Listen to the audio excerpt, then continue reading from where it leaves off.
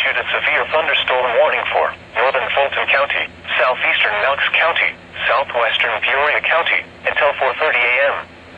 At 4:01 a.m., a severe thunderstorm was located over London Mills, or 13 miles northwest of Canton, moving southeast at 60 miles per hour.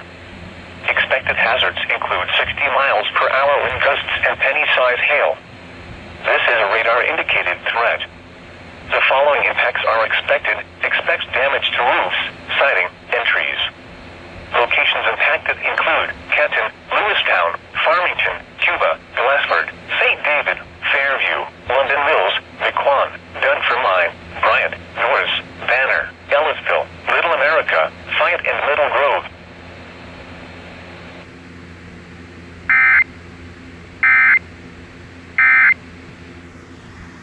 Monmouth, Aledo, Okanauka, Burgess, Mediapolis, Viola, Morning Sun,